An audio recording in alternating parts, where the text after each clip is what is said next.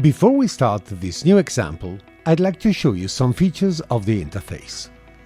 We've seen that it is possible to set a point in the grid by means of the color picker, but it is also possible to set one by clicking inside the grid. Wherever you click, the closest node will be detected and a point will be set. Also, a peculiar feature of some points is connected to their shape. A point set with the color picker has a circular shape. Circular points follow other points on the same radius of the cobweb when they are dragged around. They don't move, though, when you drag around a point set on a different radius. Square points can be moved, but don't follow any other point, and you can turn a circular point into a square point by clicking on it. Finally, if you right-click on a point, you will reset the node to its original position. In this example, I will show that the grid can handle changes in areas whose color is similar to that of neighboring areas. This was not the case in the previous image, but here we have one that suits. There is a disturbing yellow cast in the neck, and we want to remove it. The procedure is similar to the previous one. We can use the grid in exactly the same way. This time, though, we'll set two different points. The first will be, of course, representative of the color we wish to change. The second is representative instead of a color we do not want to change.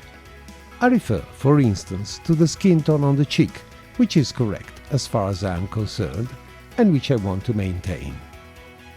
For the purpose of this example, I've created two swatches of color by sampling a significant point on the neck and another one on the cheek. You can easily see that the first looks more orange and more saturated than the second. You don't need to follow this procedure, though. You can sample the colors you need straight away. So, we need to click with the eyedropper twice. The first time on the first swatch, and this activates a node in the panel corresponding to the skin tone on the neck.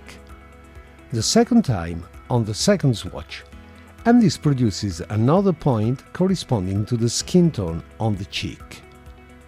We want to match the first color to the second, so we can consider pushing the first point towards the other, which serves as a reference.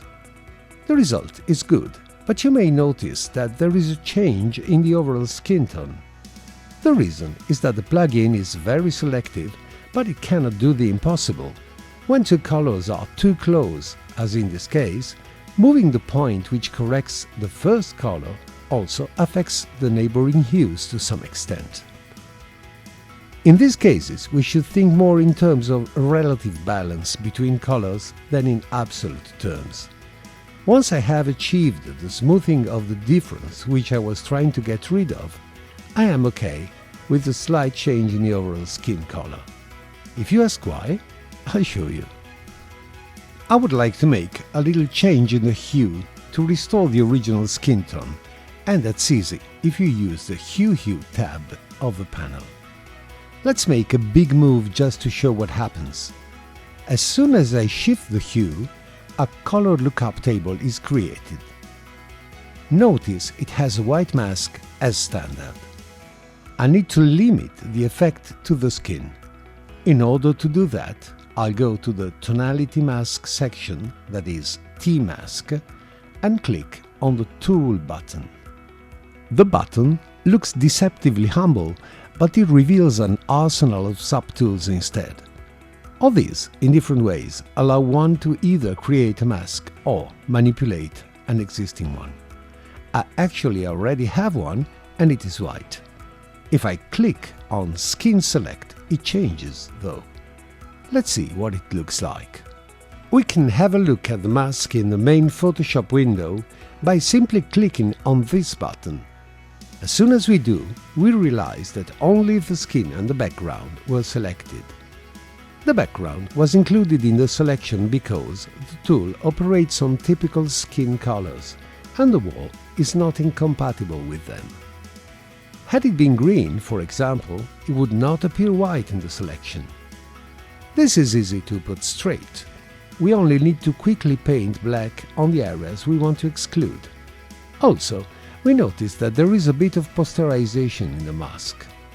This may be harmful or not, but we could do without. We may refine the mask via levels or a curve in order to smooth out the differences, and feathering it a bit may often help. The previous separation made the skin a bit reddish, so we should bring back a bit of yellow. Not too much, just a bit, in order to give the face a more natural appearance.